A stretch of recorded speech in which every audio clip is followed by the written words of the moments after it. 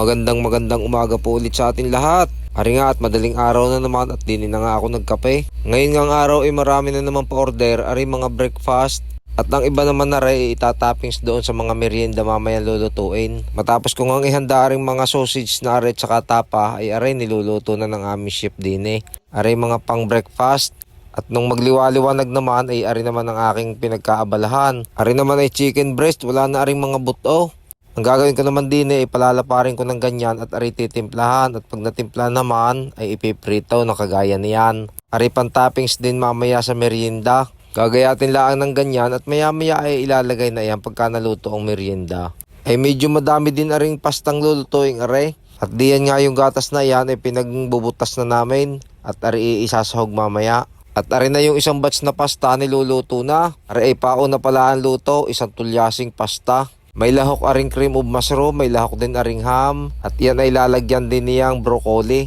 Ako nga pala ay naggayat din ng parsley, tinadtad ko ng maliliit at inilagay diyan. At mamaya pagka tinatakal na yan, ilalagyan pa rin ng parsley na tinadtad ng maliliit. Iyon ni isa sa nagpapabangaw at nagpapasarap na din.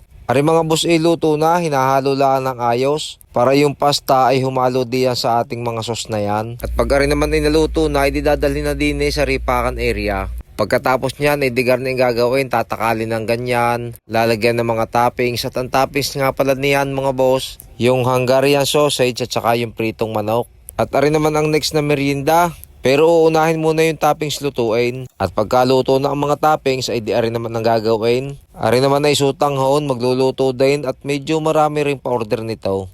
Ang ginawa naman diyan ay naggawa muna ng kaldo, ari yung mga buto-buto ng manok. At nilagyan ng pampasarap, pampalasa, at yan nilagyan din ng pampakulay na ganyan. At pagka yan ayos na ang lasa, ilalagay na iyang sutanghon. At ang pagluluto naman na rin, ay hahaluin na hahaluin hanggang sa maigay yung sabaw na yan. At syempre ilalagyan din na rin ng mga gulay-gulay na sahog. Diyan nga ilalagyan muna yan ng kaunting beans na ginayat at lalagyan din ng kaunting carrots na ginayat. At dahil nga nauna na lutuin yung mga toppings niyan, kaya kakaunti na lang yung ilalagay diyang mga sahog ngayon. Diyan nga pala ay maglalagay din ng kaunting repolyo na kagaya niyan. Hindi ko na lang ipapakita sa video kung paano inilalagay.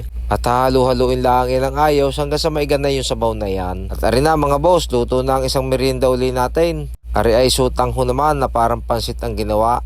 Ay masarap din, parang yung bihon na pansit kung tutuusin. At ari na ang itsura niyan mga boss pagka nalagyan ng toppings. Mayroon iyang itlog, hipon, pusit at may gulay din. At ari naman ang panghuling merienda natin lulutuin. Ari naman ay turones.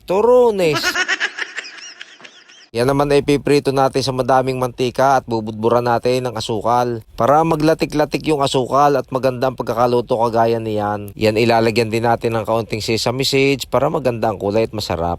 Ay siya, hanggang sa muli at salamat po!